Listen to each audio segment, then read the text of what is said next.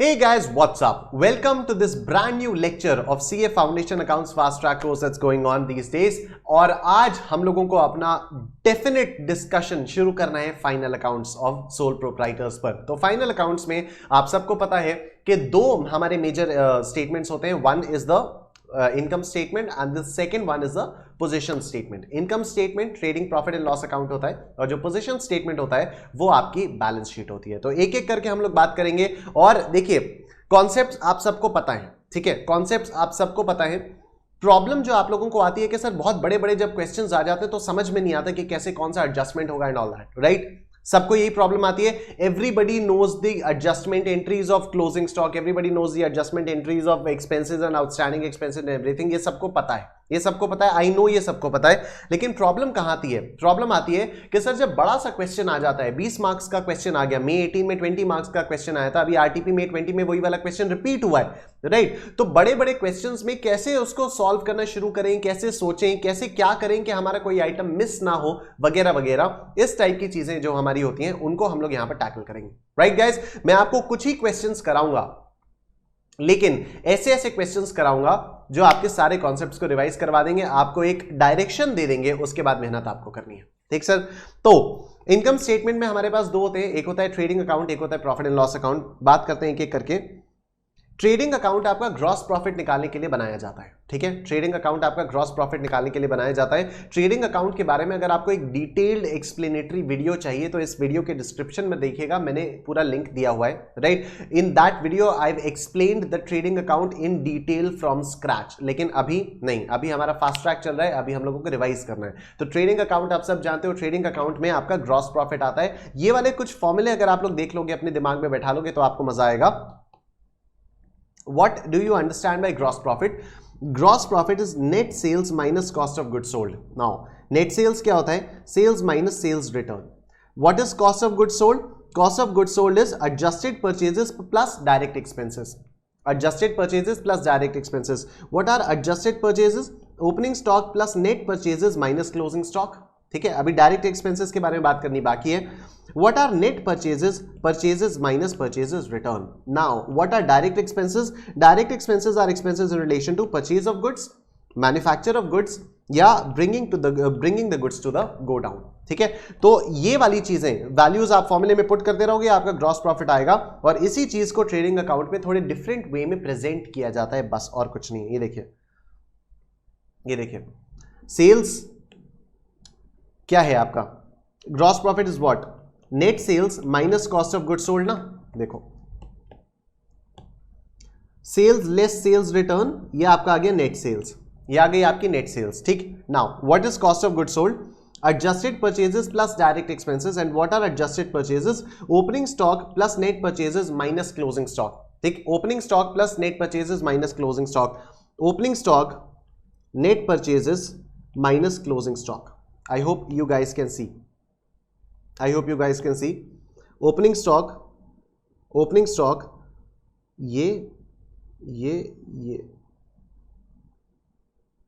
ये है आपका sir cost of goods sold, जितना मैंने हाईलाइट किया हुआ है, दिस थिंग।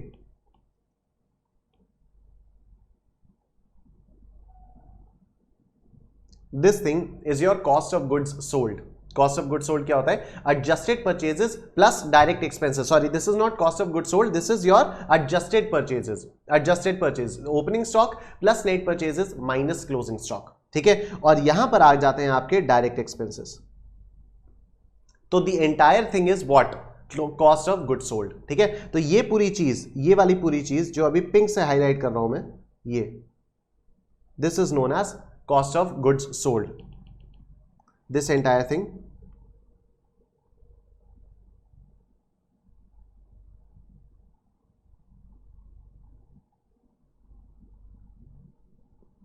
ये है आपका sir cost of goods sold, ठीक है। इतना पोर्शन एडजस्टेड परचेजेस, इतना पोर्शन एडजस्टेड परचेजेस, ये आपके direct expenses. Adjusted purchases plus direct expenses gives you cost of goods sold. Net sales में से कॉस्ट ऑफ गुड्स सोल्ड जब आप माइनस करोगे तो आपका आ जाएगा ग्रॉस प्रॉफिट। ऑब्वियसली इधर आएगा तो ग्रॉस लॉस आ जाएगा, राइट, ओके। फिर आता है आपके पास प्रॉफिट एंड लॉस अकाउंट। अच्छा, ट्रेडिंग अकाउंट में एक चीज और है, डायरेक्ट एक्सपेंसेस मैंने आपको बताई, purchase of goods, manufacture of goods और bringing the goods to the godown, मतलब खरीदने से रिलेटेड बेसिकली जो भी खर्चे होते हैं, इसको अगर एक लाइन में सम अप किया जाए तो खरीदने से रिलेटेड जितने भी खर्चे होते हैं वो सारे के सारे आपके ट्रेडिंग अकाउंट में दिखते हैं। प्रॉफिट एंड लॉस में आपके सारे बेचने से रिलेटेड खर्चे या बिजनेस करने से रिलेटेड जितने भी खर्चे होते हैं वो आपके प्रॉफिट एंड लॉस अकाउंट में दिखाई देते हैं। ठीक है, जो भी आपका ग्रॉस प्रॉफिट यहां पर आता है वो ग्रॉस प्रॉफिट का बैलेंस यहां पर ब्रॉट डाउन किया जाता है। ठीक है गाइस, मैं रिवाइज करवा रहा हूं आपको, ठीक है, मैं रिवाइज करवा रहा हूं, that's why my speed may seem a little fast. तो आप में से जो कोई भी पहली बार ये फाइनल अकाउंट्स पढ़ रहा है, आप लोगों के लिए वीडियो नहीं है। ठीक है, आप लोगों के लिए ये वीडियो नहीं है। आप स्कैनर क्लासेस की वेबसाइट पर जाके फाइनल अकाउंट्स वाले चैप्टर की क्लासेस परचेज कर लीजिए, आपको पूरा एकदम डिटेल में स्टेप बाय स्टेप बहुत धीरे धीरे धीरे करके पूरा एक एक लॉजिक के साथ सब कुछ समझाऊंगा मैं। ठीक है, लेकिन अभी इस वीडियो में हम लोग रिवाइज कर रहे हैं, बहुत तेजी से हम लोग करना चाह रहे हैं, इसलिए I am moving a little fast, right. इस वीडियो में आई एम अज्यूमिंग कि आप लोगों ने पहले पढ़ा हुआ है। ठीक है, मैं आपको एक बार सिर्फ रिवाइज करवा रहा हूं, लेकिन जो पेन ड्राइव क्लासेस होती है मेरी, उसमें आई नेवर अज्यूम कि आपको कुछ भी पता है, इवन दो आपने क्लास 11th 12th में कॉमर्स की हो। ठीक है, तो कोई साइंस वाला बच्चा भी देख सकता है, कोई कॉमर्स वाला बच्चा भी देख सकता है, लेकिन आप में पेनड्राइव कोर्सेज में, पेनड्राइव क्लास में बिल्कुल भेदभाव नहीं होता कि आपको आता होगा या आपको नहीं आता होगा। मैं मान के चलता हूं किसी को कुछ नहीं आता, ठीक है, मान के चलता हूं, लेकिन यहां पर मैं मान के चल रहा हूं कि आप लोगों ने एक बार पढ़ा हुआ है, आप यहां पर मेरे पास सिर्फ रिवाइज करने आए हो। ऑलराइट, तो यहां पर आप ग्रॉस प्रॉफिट ब्रॉट डाउन लिखते हो, यहां पर आप सारे के सारे इनडायरेक्ट एक्सपेंसेस लिखते हो, और यहां पर आप सारी की सारी इनडायरेक्ट इनकम्स लिखते हो। बैलेंस जो बैलेंसिंग फिगर जो होती है वो आपका नेट प्रॉफिट होता है, राइट। उसके बाद आपके पास आती है बैलेंस शीट। बैलेंस शीट में आप एसेट्स और लायबिलिटीज को लिखते हो। बैलेंस शीट में आप कैपिटल, एसेट्स और लायबिलिटीज को लिखते हो। ठीक है, तो एक बार अगर मैं आप लोगों का ध्यान लाऊं, ना अकाउंटिंग इक्वेशन पे या हमारी इस वाली शीट पे, तो देखिए ये हमारी एक शीट होती थी ना जिसके बेसिस पे हम लोग जर्नल एंट्रीज करते थे। Capital, liabilities, revenue, drawings, assets और एक्सपेंसेस। ठीक है, अभी देखो कमाल की बात, ये जो रेवेन्यू और एक्सपेंसेस है ये तो हमारे ट्रेडिंग प्रॉफिट एंड लॉस में चले जाएंगे। डायरेक्ट रेवेन्यू ट्रेडिंग में, डायरेक्ट एक्सपेंसेस ट्रेडिंग में, indirect revenue profit and loss में, इनडायरेक्ट एक्सपेंस आपका प्रॉफिट एंड लॉस में, राइट। तो ये रेवेन्यू और एक्सपेंसेस आपके चले गए प्रॉफिट एंड लॉस में, उससे कुछ निकल के आया नेट प्रॉफिट, जो कि यहां पर कैपिटल में ऐड हो जा रहा है। ठीक है, जो भी आपका नेट प्रॉफिट आएगा वो आपका कैपिटल में ऐड हो जाएगा, राइट। ये जो ड्रॉइंग्स हैं ये साल के एंड में आपकी कैपिटल में से माइनस हो जाएंगी, ये साल के एंड में आपकी कैपिटल में से माइनस हो जाएंगी। बचा क्या? कैपिटल बचा, लायबिलिटीज बचा, एसेट्स बचा। सर यही हमारी अकाउंटिंग इक्वेशन है और यही हमारी बैलेंस शीट है।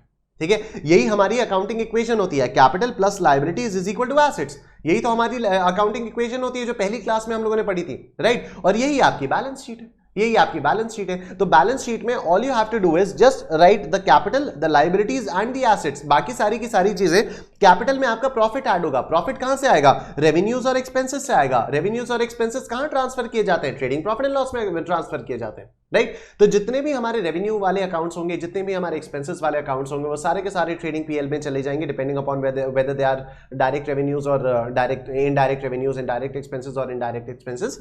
और उसके बाद जो भी हमारी ड्रॉइंग्स होती हैं, जो भी ओनर बिजनेस में से अपने पर्सनल यूज के लिए विथड्रॉ करता है, वो भी कैपिटल में से अल्टीमेटली माइनस करते हैं। तो बचता क्या है? Capital plus liabilities is equal to assets, ये आपका बचता है। This is your balance sheet. ठीक है, अब बाकी बहुत सारी चीजें हैं। लायबिलिटी का क्लासिफिकेशन, कौन सी लॉन्ग टर्म लायबिलिटी होती है, सॉरी कौन सी नॉन करंट लायबिलिटी होती है, कौन सी करंट लायबिलिटी होती है, कौन सा नॉन करंट एसेट होता है, कौन सा करंट एसेट होता है, इस बारे में ये पूरी की पूरी चीजें सब हम लोग डिस्कस कर चुके हैं। ठीक है, और मैं एक लाइन में अगर बताना चाहूं तो एक ऐसा एसेट जिसका बेनिफिट साल भर के अंदर अंदर मिल जाएगा, करंट एसेट। एक ऐसा एसेट जिसका बेनिफिट आपको एक साल से ज्यादा के लिए मिलेगा, नॉन करंट एसेट या फिक्स्ड एसेट, राइट। लायबिलिटी में भी सेम है, एक ऐसी लायबिलिटी जिसको आपको साल भर के अंदर अंदर पे ऑफ कर देनी है, करंट लायबिलिटी। एक ऐसी लायबिलिटी जिसका पे ऑफ पीरियड साल भर से ज्यादा तक भी एक्सटेंड कर सकता है, नॉन करंट लायबिलिटी या फिक्स्ड लायबिलिटी। ऑलराइट, नाउ बहुत हो गया पूरा ये सब चार्ट वगैरह बन के दिया हुआ है, आप लोग इसको पढ़ लेना।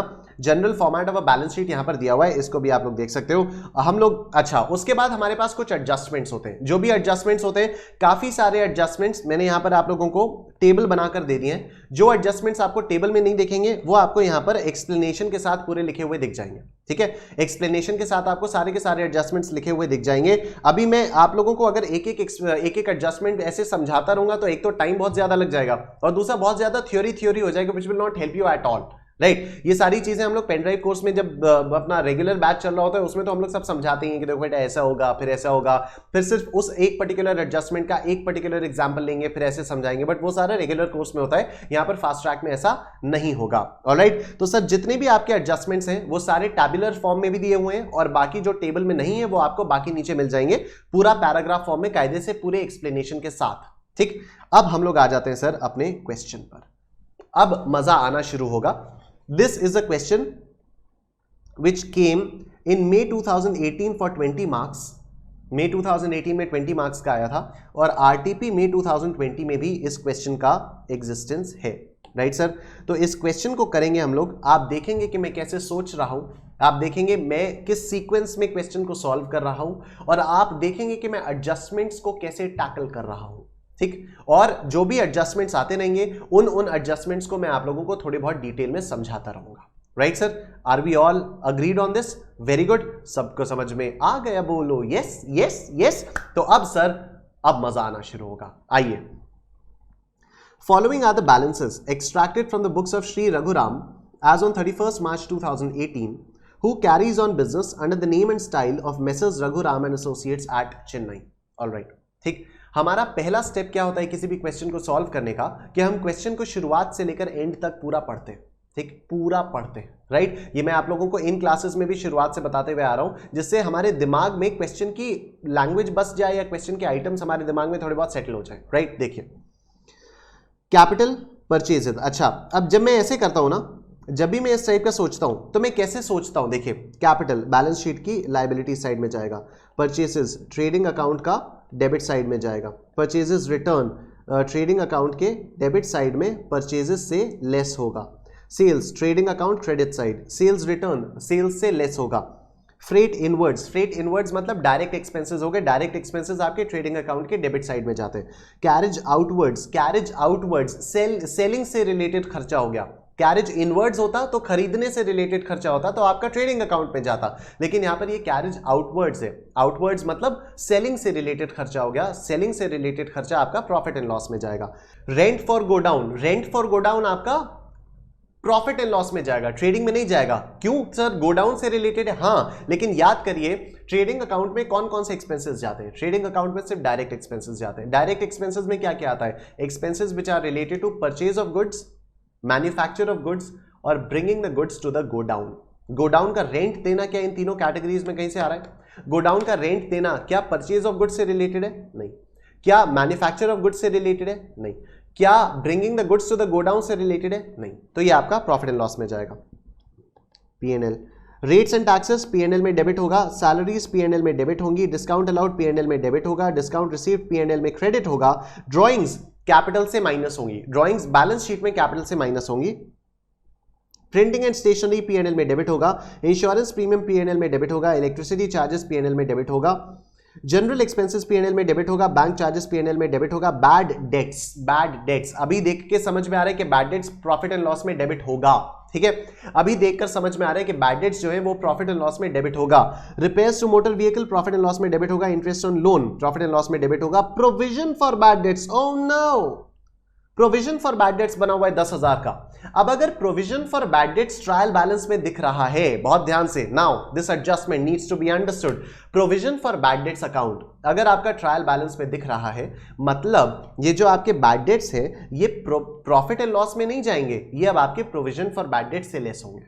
ठीक है, आप करते क्या हो? Usually profit and loss account debit to bad debts करते हो, लेकिन अगर प्रोविजन फॉर बैड डेट्स बना हुआ है तो आप करते हो provision for bad debts account debit to bad debts account, इसलिए आप पहले से ही प्रोविजन बनाकर ही रखते हो। Right, okay.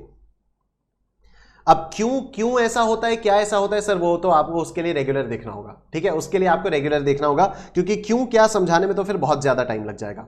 ठीक है, why do we not debit profit and loss account with the bad debts if there is already a provision for doubtful debts, तो इसके लिए आपको रेगुलर देखना होगा, नहीं तो यहां पर बहुत टाइम लग जाएगा, we won't be able to do the questions. Alright, provision for bad debts हो जाएगा आपका loan from mister Ranjan, sundry creditors, loan from mister Ranjan आपका बैलेंस शीट की लायबिलिटी में जाएगा, sundry creditors current liability, motor vehicles fixed assets, land and building fixed assets, office equipment fixed assets, furniture fixture fixed assets, stock as on 31st March 2017, oh no, closing stock is mentioned in the trial balance, okay, है ना, नहीं नहीं, opening stock है, तो opening stock है।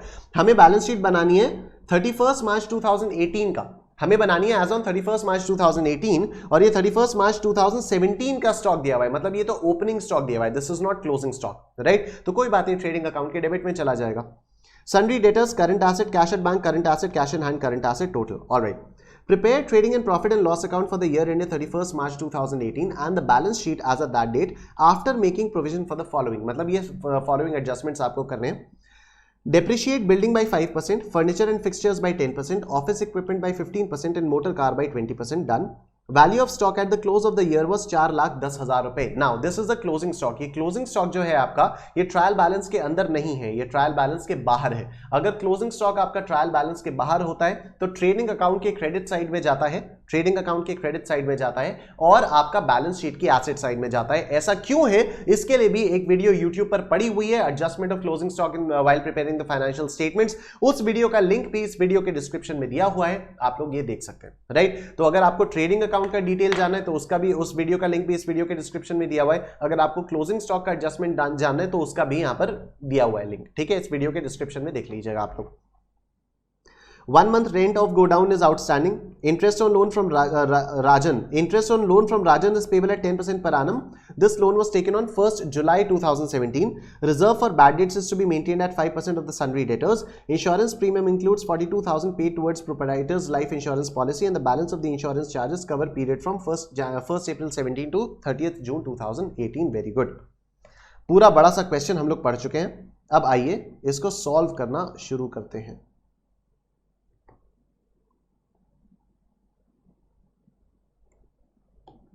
सबसे पहले question ने क्या कहा है, क्वेश्चन ने कहा है ट्रेडिंग अकाउंट बनाओ, trading and profit and loss account बनाओ, बैलेंस शीट बनाओ। कौन है ये, मैसर्स नहीं, श्री रघुराम, ऑलराइट आइए, नहीं Messrs Raghuram and associates, alright आइए सर, आइए मैसर्स रघुराम एंड, सब बहुत पेशेंटली चलेंगे इसमें, Messrs Raghuram and associates trading account for the year ended 31st March 18। अभी सिर्फ ट्रेडिंग अकाउंट बना रहे। इंस्टीट्यूट आपका ट्रेडिंग अकाउंट अलग बनाता है, प्रॉफिट एंड लॉस अलग बनाता है, हम लोग साथ में भी बना सकते हैं। इंस्टीट्यूट क्योंकि अलग अलग बनाता है इसलिए मैं तो अलग अलग ही बनाऊंगा, ठीक। मैं इंस्टीट्यूट का स्टूडेंट हूं, मैं इंस्टीट्यूट के हिसाब से चलूंगा, क्योंकि जैसा इंस्टीट्यूट चाहता है, अगर मैंने बिल्कुल वैसा ही इंस्टीट्यूट को दिया तो इंस्टीट्यूट मुझे मार्क्स देगा, मुझे मार्क्स चाहिए, ठीक है।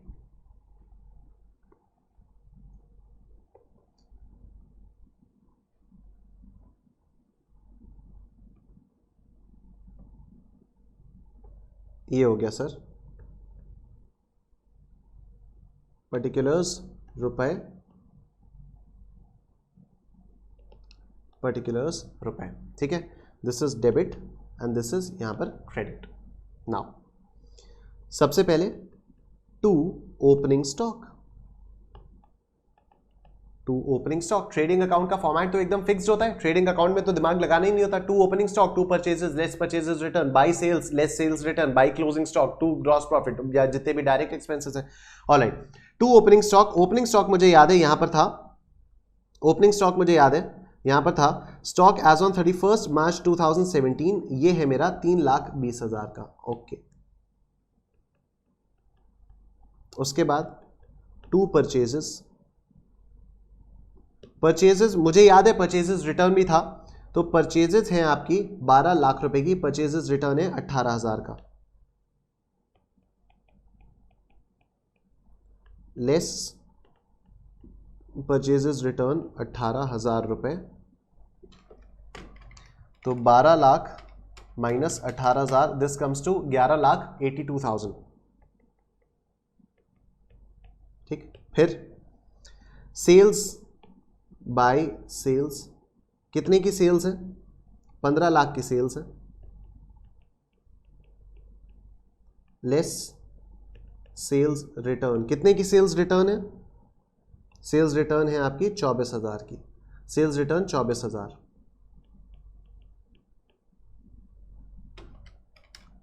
15 lakh minus 24,000, this comes to 1476। All right, यहां पर बाय क्लोजिंग स्टॉक, यहां पर by closing stock, closing stock यहां एडजस्टमेंट में दिया हुआ था 4,10,000, 4,10,000।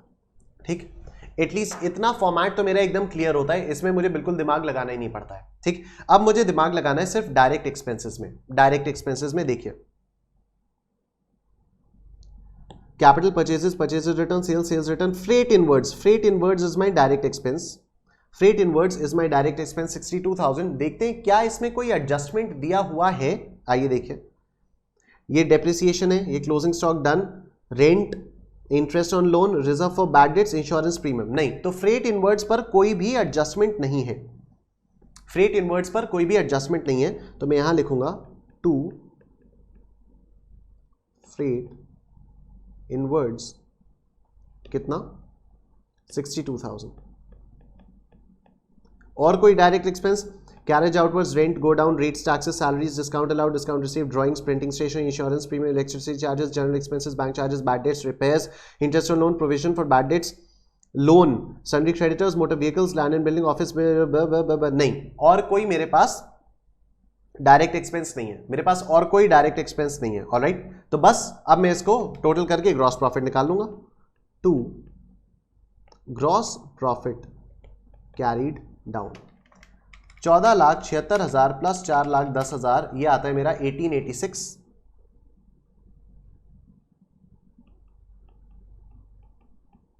Minus 3,20,000 minus 11,82,000 minus 62,000, my gross profit comes to 3,22,000। ये भी आ जाएगा मेरा 1886। ठीक, ये भी आ जाएगा मेरा 1886। ये मेरा ट्रेडिंग अकाउंट बनकर कंप्लीट हो जाता है। This completes my trading account. ठीक है sir, I hope trading account अब आप लोगों को समझ में आ गया है। सबको समझ में आ गया, बोलो yes yes yes. Now let's look at profit and loss account. Next page पे मैं बनाऊंगा sir profit and loss account for the year ended 31st March 2018।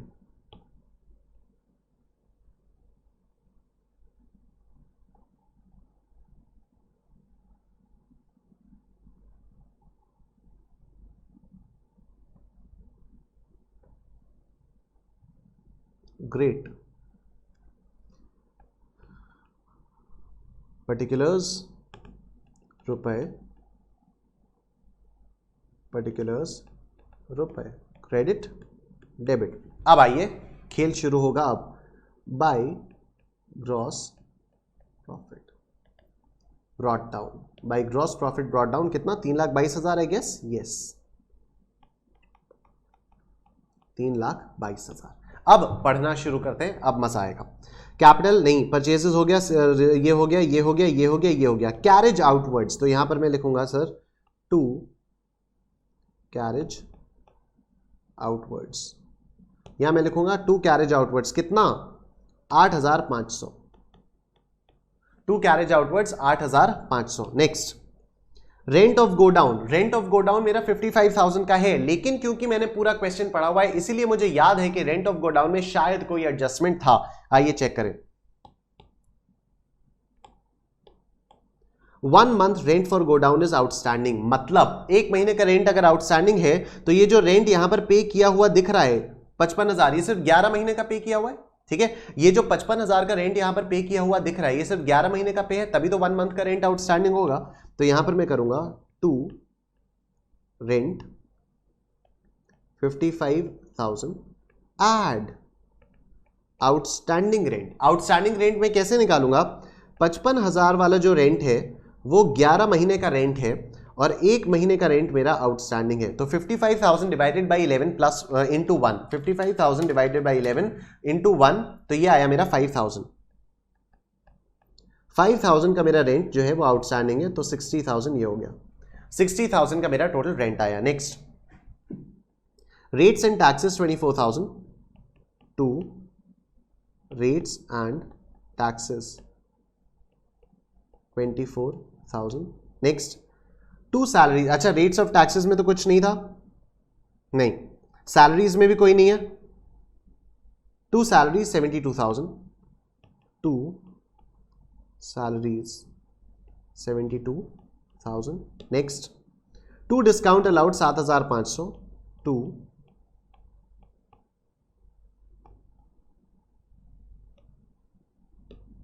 $7,500। फिर बाई डिस्काउंट रिसीव्ड 12,000,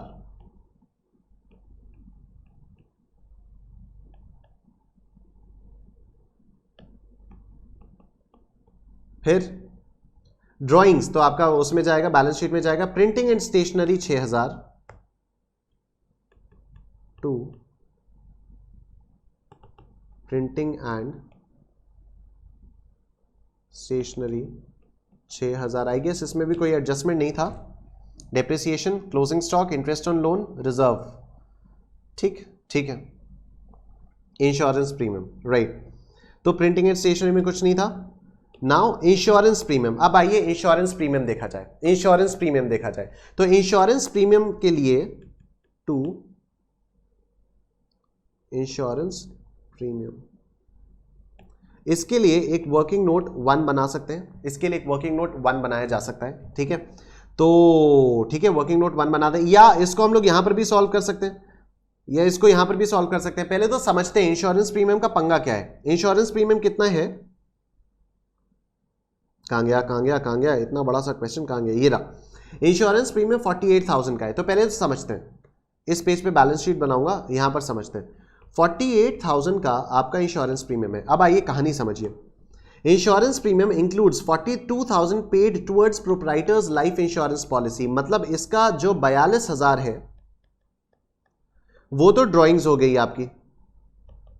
सर ये ड्राइंग्स कैसे हो गई, क्योंकि 48,000 में से जो 48,000 इंश्योरेंस प्रीमियम पे किया गया है उसमें 42,000 तो ओनर ने अपनी लाइफ इंश्योरेंस के लिए प्रीमियम पे किया है, अपनी लाइफ इंश्योरेंस का खर्चा पर्सनल खर्चा हो गया, ठीक है। तो फर्म का पैसा पर्सनल खर्चे के लिए यूटिलाइज किया गया है, मतलब ये आपकी ड्राइंग्स हो गई। तो 42,000 की तो आपकी ड्राइंग्स हो गई। आई होप अभी ये वाली बात एकदम क्लियर हो चुकी है। नेक्स्ट आगे क्या कह रहा है, and the balance of the insurance charges cover the period from 1/4/17 to 30th June 18। Oh अच्छा, 1/4/17 से मतलब बैलेंस कितना बचा है इसका, अभी 6,000 बचा है, ठीक है। और ये 6,000 जो है, ये जो 6,000 है ये 1/4/17 से 30th June 2018 तक का है, मतलब 3 महीने का आगे से 3 महीने का प्रीपेड है। हमारा जो फाइनेंशियल ईयर चल रहा है वो 1 April 17 से लेकर 31 March 17 तक चलेगा, ठीक है। इसने पे कर रखा है 30th June 18 तक, इसने पे कर रखा है सर 30th June 18 तक,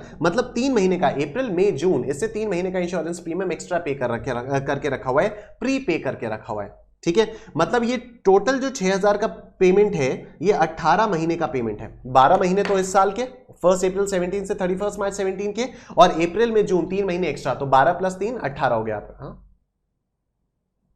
क्या 15 हुआ, 18 थोड़ी हुआ, 12 + 3 आपका 15 हुआ। तो इंश्योरेंस प्रीमियम इसने 15 महीनों का पे करके दे रखा है, ठीक है। 15 मंथ्स, 12 + 3 15, राइट, 13 14 15, यस। तो 6,000 का जो पेमेंट है वो 12 मंथ्स के लिए दिया, वो 15 मंथ्स के लिए दिया हुआ है। तो 3 महीने के लिए कितना पेमेंट आएगा, तो 6,000 डिवाइडेड बाई 15 इंटू 3, ये आता है आपका 1200, मतलब 1200 इसमें प्रीपेड है, 1200 इसमें प्रीपेड है। और 6,000 माइनस 1200, 6,000 माइनस 1200 इसमें 4800 का जो है उतना ही आपके इस बार के प्रॉफिट एंड लॉस में जाना चाहिए, ठीक है। इस बार के प्रॉफिट एंड लॉस में आपका सिर्फ 4,800 ही जाना चाहिए। इसके लिए हम एक सुंदर सा वर्किंग नोट बना सकते हैं, या तो हम ये भी कर सकते हैं कि 48,000 में से 42,000 ड्राइंग्स करके माइनस कर दें और 1,200 करके प्रीपेड माइनस कर दें। तो आइए इसको ऐसे ही कर लेते हैं, नहीं बनाते वर्किंग नोट, ठीक है। तो इसको ऐसे करते हैं, या बना ही लेते हैं यार, वर्किंग नोट बनाने से ना जरा साफ साफ सा हो जाता है। वर्किंग नोट 1, ठीक है, यहां पर मैं बनाऊंगा सर वर्किंग नोट्स,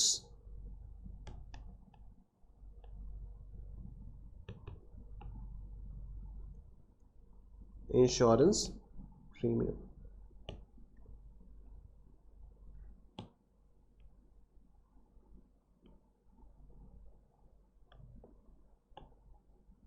ये आपके पर्टिकुलर्स, ये आपका रुपए। फिर आप लिखो insurance premium as per trial balance कितना आएगा? Insurance premium as per trial balance is 48,000, right? Less paid for proprietors personal life insurance policy, ये कितना आया? 42,000। कितना बचा? 6,000। फिर आप करिए लेस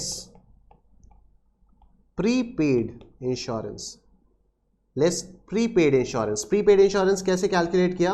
6,000 15 महीनों का था तो एक महीने का कितना आएगा? डिवाइडेड बाई 15 किया, ठीक है। 6,000 15 मंथ्स का था तो एक महीने का कितना आएगा? 6,000 डिवाइडेड बाई 15 करके 1 मंथ का आ जाएगा। आपको निकालना कितने महीनों का है? 3 महीने का निकालना है। वाई 3 महीनों का? क्योंकि अप्रैल मई जून 3 महीनों का प्रीपेड है। Multiplied by 3।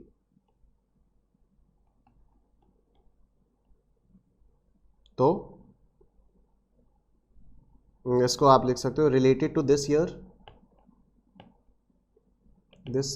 या इसको ऐसे लिख सकते हो प्रॉफिट एंड लॉस अकाउंट में कितना ले जाना है, इसको कुछ भी लिख सकते हो आप।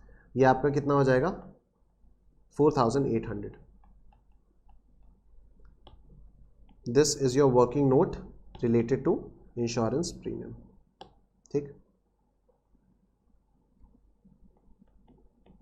Great, next.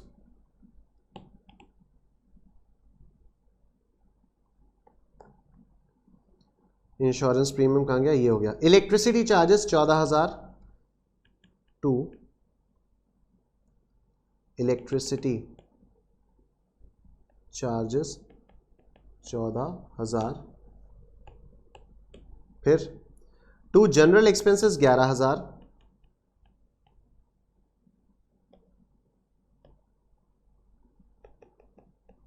एक बार फिर देख लो, डिप्रिसिएशन, क्लोजिंग स्टॉक, इंटरेस्ट, ठीक, रिजर्व वगैरह, ऑल राइट। जनरल एक्सपेंसेस हो गए। Now bank charges 3,800।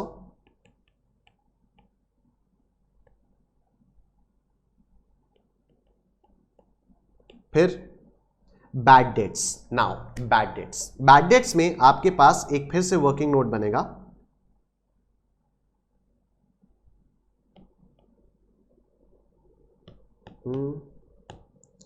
और ये है कुछ नहीं, ये आपको बनेगा सिर्फ provision for bad debts account.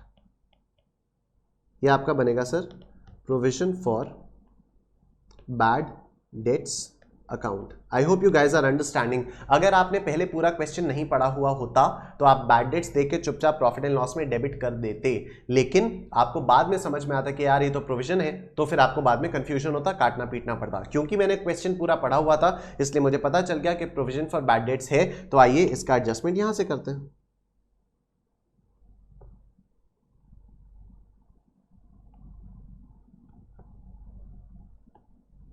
Particulars रुपए, पर्टिकुलर्स रुपए। देखो by balance brought down, provision for bad debts का कितना बैलेंस पड़ा हुआ है? प्रोविजन फॉर बैड डेट्स का ट्रायल बैलेंस में कितना बैलेंस है? 10,000 का। तो ये हो जाएगा by balance brought down 10,000 rupees. जब भी ट्रायल बैलेंस में प्रोविजन फॉर बैड डेट्स दिख रहा होता है तो जो भी आपकी बैड डेट्स होती हैं वो आप पहले प्रोविजन फॉर बैड डेट्स से सेट ऑफ करते हो। अगर प्रोविजन फॉर बैड डेट्स में उतना बैलेंस नहीं है कि वो पूरी की पूरी बैड डेट्स को सेटिस्फाई कर पाए, तब ले जाते हो आप उसको प्रॉफिट एंड लॉस में, राइट। लेकिन अभी यहां पर कोई इशू नहीं है, क्योंकि अगर प्रोविजन फॉर बैड डेट्स आपका पड़ा हुआ है ट्रायल बैलेंस में और बाद में भी कुछ कुछ दिया हुआ है कि इतना एडजस्ट करना है, तो all you have to do is just take the provision for bad debts account to the profit and loss account. कैसे ले जाते हैं अभी बताऊंगा। बाय बैलेंस ब्रॉट डाउन 10,000 का आ गया। बैड डेट्स आपके कितने? बैड डेट्स आपके 12,200 के। तो चुपचाप इसको यहां पर लिख दीजिए आप, टू बैड डेट्स 12,200। पर सर अभी तो आपने कहा कि 2,200 आपका प्रॉफिट एंड लॉस में जाना चाहिए। रुक जाइए, बता रहा हूं, ठीक, समझा रहा हूं।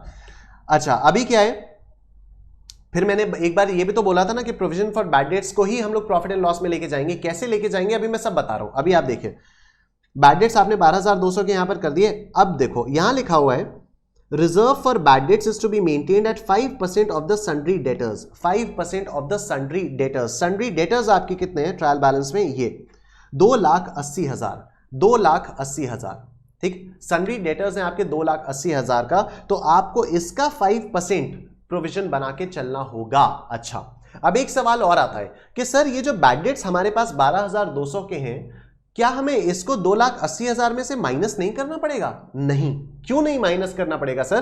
क्योंकि यहां पर अगर ट्रायल बैलेंस में बैड डेट्स की फिगर दिख रही है ना, अगर ट्रायल बैलेंस में बैड डेट्स की फिगर दिख रही है, मतलब this entry bad debts account debit 12,200 to debtors 12,200, this journal entry has already been passed in the books of accounts. ठीक है, अगर बैड डेट्स का अकाउंट आपको ट्रायल बैलेंस के अंदर दिखाई दे रहा है, मतलब ये वाली एंट्री पास हो चुकी है। ठीक है, कैसे पता चला ये वाली एंट्री पास हो चुकी है? भाई ये वाली एंट्री जब पास होगी तभी तो बैड डेट्स में डेबिट बैलेंस आएगा 12,200 का, और यही वाला डेबिट बैलेंस आपका ट्रायल बैलेंस में दिखाई देगा। ठीक, तभी आपकी मतलब जर्नल एंट्री पास हो चुकी है। और अगर जर्नल एंट्री पास हो चुकी है तो आपके जो डेटर्स हैं वो भी 12,200 से कम ऑलरेडी हो चुके हैं। ठीक है, तो ये जो 2,80,000 की वैल्यू यहां पर दिख रही है ना ट्रायल बैलेंस में, ये जो 2,80,000 रुपए के डेटर्स की वैल्यू दिख रही है ट्रायल बैलेंस में, this is after reducing the 12,200 rupees of bad debts, जो कि ट्रायल बैलेंस में दिख रहा है। राइट, तो अब आपको अगर इस पे प्रोविजन बनाना है तो चुपचाप इस पे 2,80,000 पे आप 5% लगा दीजिए, वो आपका आ जाएगा closing balance of provision for doubtful debts account.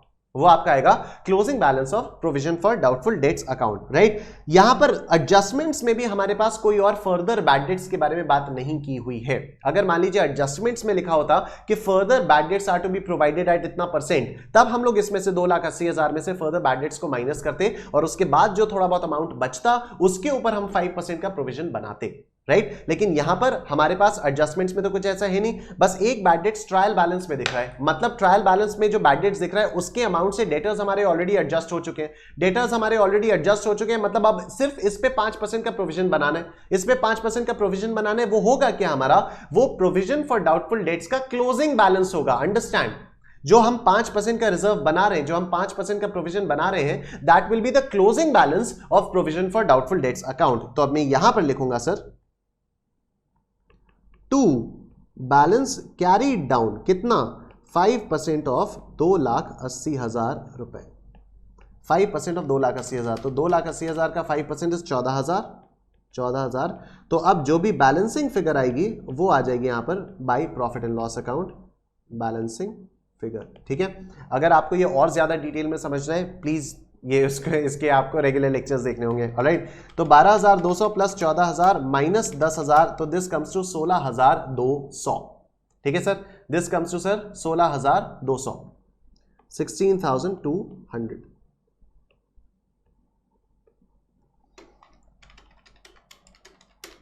$26,200 और ये भी 26,200।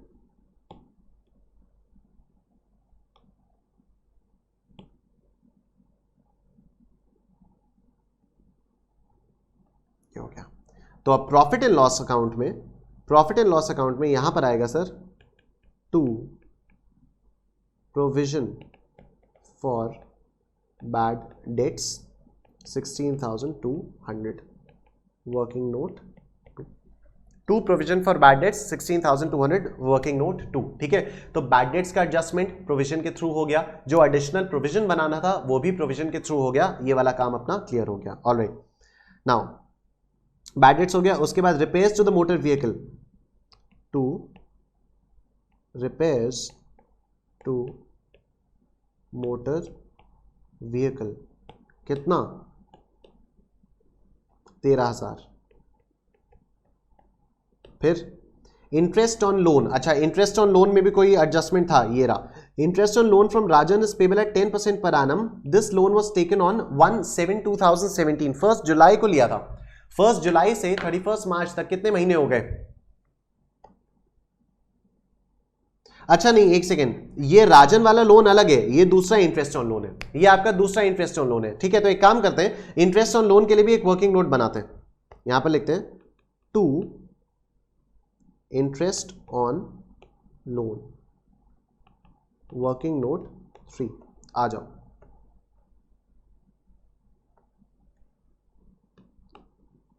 इंटरेस्ट ऑन लोन, ठीक।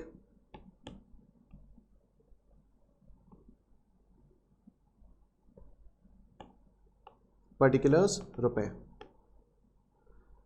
Interest on loan as per trial balance कितना हुआ? 4400। Interest on loan 4400 as per ये हो गया। अब राजन से लोन लिया है कितने का? राजन से लोन लिया है सर 60,000 का। राजन से 60,000 का लोन लिया हुआ है। ये लोन कब लिया था? ये लोन लिया था 1 जुलाई 2017 को, ठीक। ये लोन लिया था 1 जुलाई 2017 को और ये उसी का इंटरेस्ट लगा हुआ है, ये उसी का इंटरेस्ट लगा हुआ है, ठीक है ना। इंटरेस्ट ऑन लोन ये जो है 4400 का, ये उसी पर इंटरेस्ट लगा हुआ है। तो देखिए पहले तो देखते हैं कि कितना इंटरेस्ट बनेगा 60,000 पर। 60,000 का लोन है ना, 1 जुलाई को लिया है, तो जुलाई, अगस्त, सितंबर, अक्टूबर, नवंबर, दिसंबर, जनवरी, फरवरी, मार्च, 9 मंथ्स का इंटरेस्ट लगेगा। 9 मंथ्स का इंटरेस्ट लगेगा, ठीक है। तो 60,000 पर 9 मंथ्स का interest at the rate of 10% per annum, at the rate of 10% per annum. तो कैलकुलेटर पे करो, 60,000 into 10% into 9/12, this comes to 4,500। This comes to sir 4,500, ठीक है। This loan amount this comes to 4,500। Trial balance में loan का कितना दिखाई दे रहा है? ट्रायल बैलेंस में लोन दिखाई दे रहा है सिर्फ 4,400 का। मतलब 100 रुपए का लोन जो है, 100 रुपए का इंटरेस्ट जो है वो आउटस्टैंडिंग है। 100 रुपए का इंटरेस्ट आपका आउटस्टैंडिंग है। बहुत ध्यान से समझिएगा। राजन से लोन लिया 60,000 का, राजन से लोन लिया 60,000 का, इस पे 1 जुलाई को लोन लिया था, तो इस पे 31 मार्च 2018 तक कितना इंटरेस्ट बनेगा? हम लोगों ने देखा 9 मंथ्स के हिसाब से 4,500 रुपीज का इंटरेस्ट बन जाएगा। लेकिन ट्रायल बैलेंस में जो लोन का अमाउंट दिया हुआ है वो सिर्फ 4,400 दिया हुआ है। मतलब 100 रुपए का लोन, 100 रुपए का इंटरेस्ट ऑन लोन आपका आउटस्टैंडिंग है, ठीक। 100 रुपए का इंटरेस्ट ऑन लोन आपका आउटस्टैंडिंग है। तो add outstanding interest, add outstanding interest. तो आउटस्टैंडिंग इंटरेस्ट कितना हो जाएगा? 60,000 का 10% 9 मंथ्स के लिए माइनस 4,400, ठीक है। ये जो 60,000 का 10% 9 मंथ्स के लिए है, ये तो आपका टोटल इंटरेस्ट ऑन लोन है। इसमें से 4,400 माइनस करेंगे तभी तो आपका आउटस्टैंडिंग निकल के आएगा। तो ये आएगा आपका 100 का, तो ये हो जाएगा total 4,500। This will go to your profit and loss account.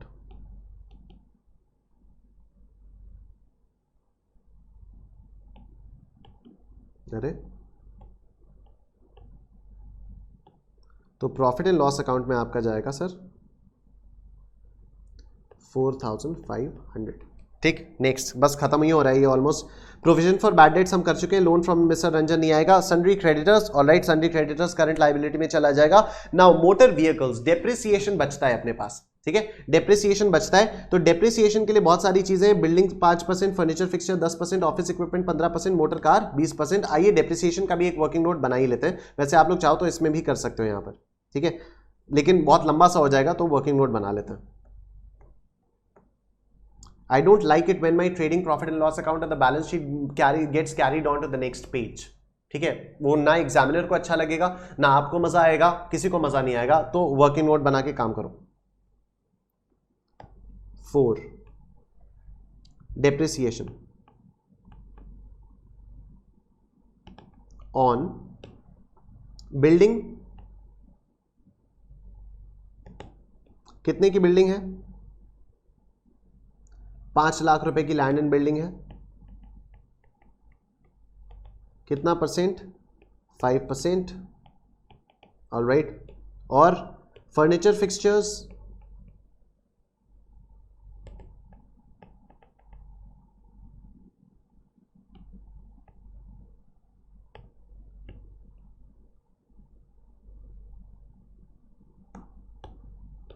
कितने के हैं? फर्नीचर फिक्सचर्स 50,000 के हैं। कितने परसेंट का डेप्रिसिएशन करना है? 10% का। ऑफिस इक्विपमेंट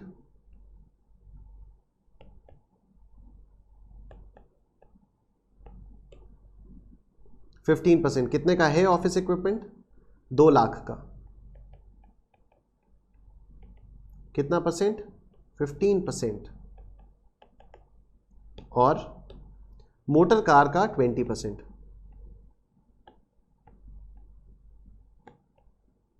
कितने की है मोटर कार? 1 लाख की। 1 लाख का 20%। तो कितना कितना आएगा? 5 lakh into 10%, this comes to 50,000। 50,000 into, अरे एक सेकेंड, 5 लाख का 5% था ना, हाँ, तो दिस कम्स टू 25,000। 50,000 का 10%, दिस कम्स टू 5,000। 2 लाख का 15%, दिस कम्स टू 30,000। 1 लाख का 20%, दिस कम्स टू 20,000। तो आपका जो टोटल डिप्रिसिएशन है वो होगा 25,000 plus 5,000 plus 30,000 plus 20,000, this comes to 80,000। आपका जो टोटल डिप्रिसिएशन है सर, टोटल डिप्रिसिएशन आपका आ जाएगा 80,000 का। ठीक है, टोटल डिप्रिसिएशन आपका 80,000 का आ जाएगा।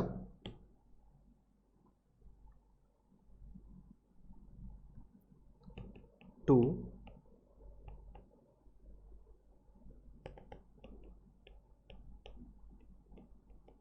80,000 का आपका डेप्रिसिएशन। नेक्स्ट हम लोगों ने यहां तक पढ़ लिया था, क्रेडिटर्स मोटर व्हीकल्स हो गया, लैंड बिल्डिंग हो गया, office equipment, furniture, fixtures, stocks, sundry debtors, cash at bank, cash in hand, total. Right, trial balance का हर आइटम हम लोग देख चुके हैं। अब आइए एक बार देखते हैं कि क्या एडजस्टमेंट्स में कुछ छूट गया है। देखते हैं जल्दी से क्या एडजस्टमेंट में कुछ छूट चुका है। डेप्रिसिएशन हम लोग लगा चुके हैं, वैल्यू ऑफ क्लोजिंग स्टॉक कर चुके हैं, 1 month rent go down outstanding हो चुका है, इंटरेस्ट ऑन लोन हो चुका है, रिजर्व फॉर बैड डेट्स हो चुका है, इंश्योरेंस प्रीमियम हो चुका है। इंश्योरेंस प्रीमियम आपका हो चुका है। अब आपका कुछ भी बचा नहीं है, तो अब आप नेट प्रॉफिट बहुत आराम से निकाल सकते हो। अब आप नेट प्रॉफिट निकाल सकते हो।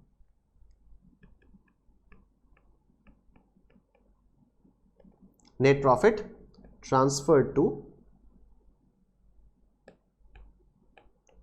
Capital account, to net profit transfer to capital account. तो क्या बचा आपका? 3,22,000 plus 12,000, this is 3,34,000। This is 3,34,000।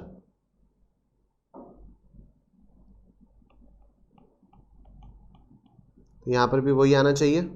ठीक है, वैसे आप लोगों को ऐसे पहले ही मत लिख दिया करो, आप लोग देख लिया करो कि प्रॉफिट आ रहा है या लॉस आ रहा है। ठीक है, लॉस भी आ सकता था, तो ये मतलब यूजुअली प्रॉफिट आता है इसलिए मैंने ये रिस्क ले लिया, मैं मिटा भी सकता हूं, आप लोग मत करना। तो 3,34,000 minus 8,500 minus 60,000 minus 24,000 minus 72,000 minus 7,500 minus 6,000। अरे अरे अरे, आपको क्या हो गया? फिर से करना पड़ेगा, क्या है यार?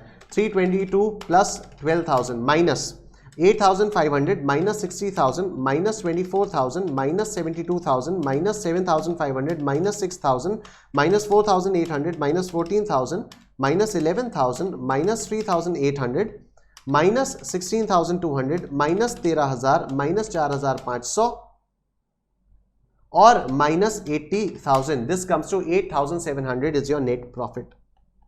8,700 is your net profit.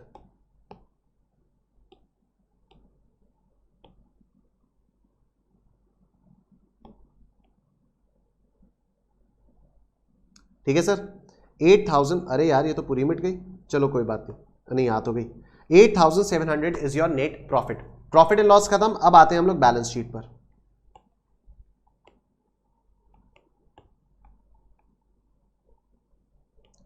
Balance sheet as at 31st March 2018।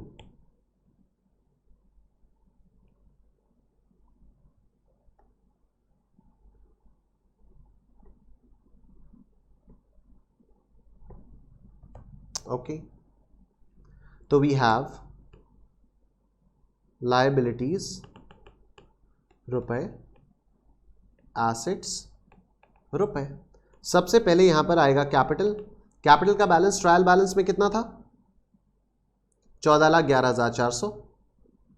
14,11,400 था। ठीक है, इसमें आपका प्रॉफिट ऐड होता है, इसमें आपका प्रॉफिट ऐड होता है, तो ऐड करेंगे नेट प्रॉफिट कितना है आपका?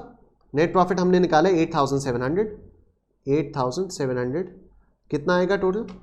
14,11,400 माइनस नहीं प्लस 8,700, दिस कम्स टू 14,20,100 ठीक है। मुझे याद है यहां पर एक वो भी थी, ड्राइंग्स भी थी, तो लेस ड्राइंग्स। मुझे क्यों याद है? क्योंकि मैंने क्वेश्चन पढ़ा हुआ है, ठीक। लेस ड्राइंग्स, तो ड्राइंग्स आपकी क्या थी? ड्राइंग्स ये रही ड्राइंग्स 20,000। तो अभी ये कितना हो गया? 14,000 और मुझे याद है कि इंश्योरेंस प्रीमियम की भी थोड़ी सी वो थी। इंश्योरेंस प्रीमियम भी आपका थोड़ा सा क्या था? इंश्योरेंस प्रीमियम भी आपका थोड़ा सा ड्राइंग्स के पार्ट में था, क्योंकि प्रोप्राइटर की पर्सनल लाइफ इंश्योरेंस के लिए इंश्योरेंस प्रीमियम पे किया गया था। तो उसको फिर मैं यहां से लेस करूंगा, लेस इंश्योरेंस प्रीमियम कितने का आएगा? हम लोगों ने निकाला था 42,000 का इंश्योरेंस प्रीमियम ड्राइंग्स में जाएगा आपका। तो 42,000 आप इधर से माइनस करोगे, ये क्या आएगा आपका? 14,01,100 minus 42,000, this comes to 13,58,100, this comes to 13,58,100, ठीक। ये आ गया आपका। अब आगे चलते हैं।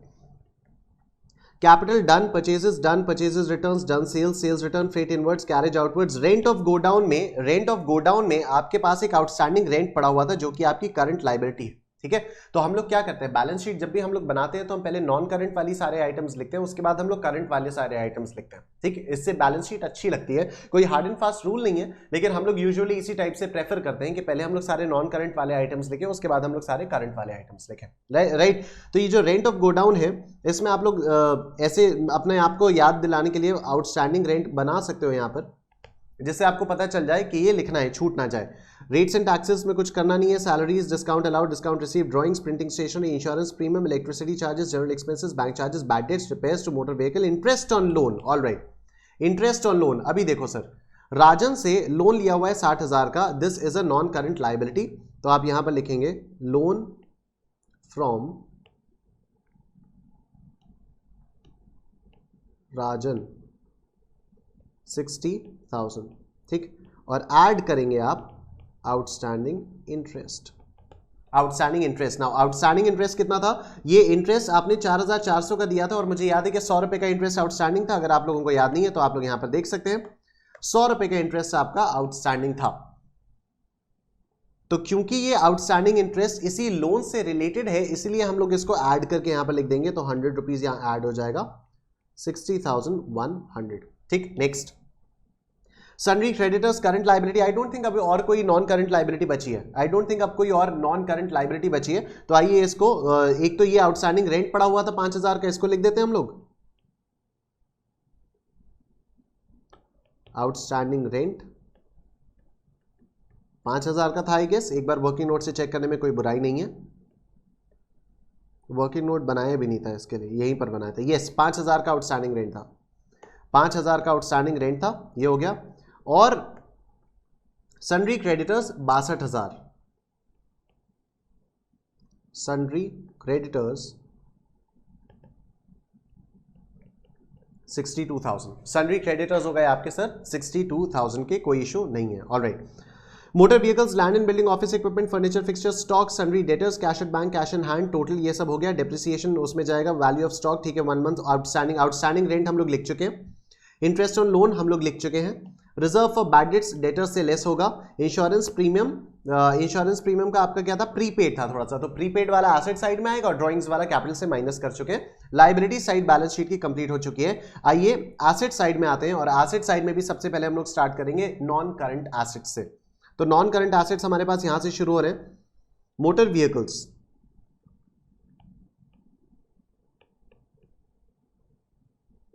कितने के? 1 लाख, लेस डेप्रिसिएशन। कितना डेप्रिसिएशन मोटर व्हीकल्स पे था? 20,000 का।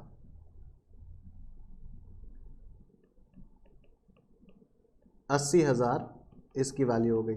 और land and building 5 lakh, land and building less depreciation कितना था 25,000 आई गेस, यस 25,000 का डेप्रिसिएशन यहां पर।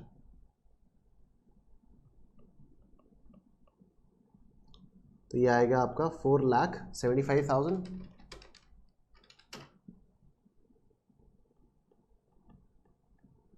Next office equipment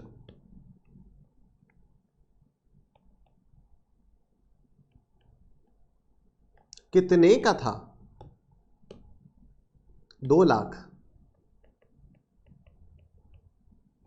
less depreciation 30,000 का डेप्रिसिएशन ऑफिस इक्विपमेंट पर।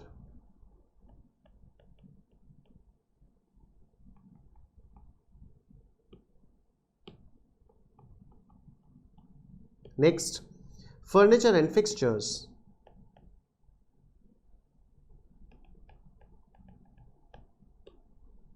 50,000 लेस डेप्रिसिएशन 5,000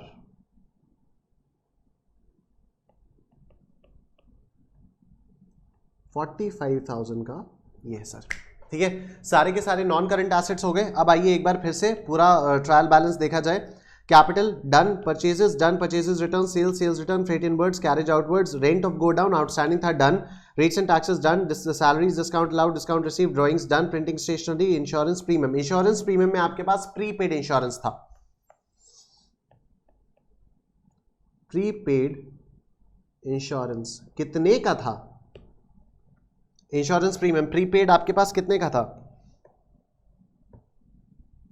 1,200 का। और electricity charges, general expenses, bank charges, bad debts चलो वो तो डेटर्स में आएगा। Repairs to motor vehicle, interest on loan हो गया, प्रोविजन फॉर बैड डेट्स ये डेटर्स से लेस होकर आएगा, लोन फ्रॉम मिस्टर रंजन हो गया, creditors, motor vehicles, land building, office equipment, furniture, fixtures, stock तो हमें क्लोजिंग स्टॉक भी तो लिखना होगा, हमें क्लोजिंग स्टॉक लिखना होगा। स्टॉक से याद आया मुझे क्लोजिंग स्टॉक की वैल्यू क्या थी? 4,10,000। Next sundry debtors, all right, sundry debtors कितने के?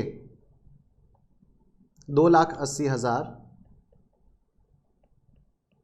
और इस पे लेस होगा sir provision for doubtful dates कितना? इतना 14,000। Balance carry down, provision for doubtful dates का जो भी क्लोजिंग बैलेंस है वो आपका यहां पर आएगा। तो बैलेंस कैरी डाउन में 14,000, तो आपका यहां पर से लेस होगा sir 14,000। 280 minus 14,000, this is 2,66,000. Next, cash at bank 22,000,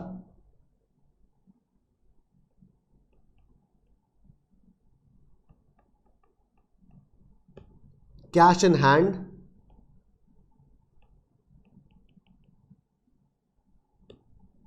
16,000। Trial balance के सारे आइटम्स हम लोग देख चुके हैं। अब आइए देखते हैं क्या कुछ एडजस्टमेंट्स में छूट तो नहीं गए। Depreciation done, closing stock done, 1 month rent outstanding rent done, interest on loan done, reserve for bad dates done, insurance premium आपका, प्रीपेड इंश्योरेंस भी आपका डन हो चुका है। तो now I think the balance sheet should get tallied. आप लोग देख लीजिए एसेट साइड का टोटल कितना होगा? 80,000 plus 475 plus 170 plus 45 plus 1,200 plus 4,10,000 plus 266 plus 22,000 plus 16,000, this comes to sir 1485,200। This comes to 1485,200।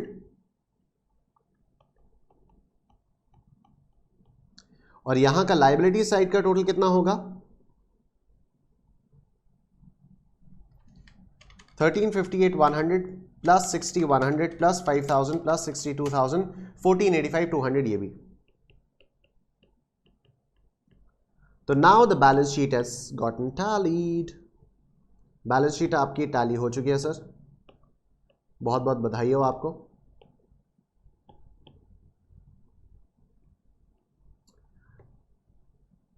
इस तरह से हम लोगों ने फाइनल अकाउंट्स का एक बहुत बड़ा सा क्वेश्चन सॉल्व कर लिया है। अब आप लोगों को इसकी प्रैक्टिस करनी है, आप लोगों को बहुत प्रैक्टिस करनी है। आप लोगों को एक 20 मार्क्स का क्वेश्चन सॉल्व करने के लिए आपको पता है कितने मिनट्स मिलते हैं? 30 मिनट्स मिलते हैं, राइट? तो यहां पर ये वाला क्वेश्चन सॉल्व करने में हमें अप्रोक्सीमेटली 45 मिनट्स लगे, लेकिन मैं आपको समझा रहा था, इसलिए हमें 45 मिनट्स लगे। अगर मैं खुद से कर रहा होता तो मैं इसको 30 मिनट्स में कर ले जाता, मे बी मैं इसको 20 मिनट्स में ही कर ले जाता, ठीक है? क्योंकि मुझे तो सारे एडजस्टमेंट्स पता है ना, कैसे क्या एडजस्टमेंट होगा, कैसे क्या एडजस्टमेंट होगा। लेकिन ये चीजें आपको प्रैक्टिस से ही आएंगी। You have to practice these questions a lot, right? तो अभी आपने ये वाला क्वेश्चन किया, आप इसको प्रैक्टिस करिए, बाकी सारे क्वेश्चंस करिए। मैं आप लोगों से कल मिलूंगा और कल हम लोग कुछ और क्वेश्चंस की प्रैक्टिस करेंगे। अभी हम लोग इसकी प्रैक्टिस करेंगे, डोंट वरी, ठीक है? और इन्हीं क्वेश्चंस के थ्रू मैं आप लोगों को कई सारे एडजस्टमेंट्स भी समझाता रहूंगा। ऑलराइट गाइस, तो I will see you tomorrow with a new lecture. Take care, good night, अपना ख्याल रखिएगा और गर्म पानी पीते रहिए, स्वस्थ रहिए। आई will see you guys tomorrow, good night.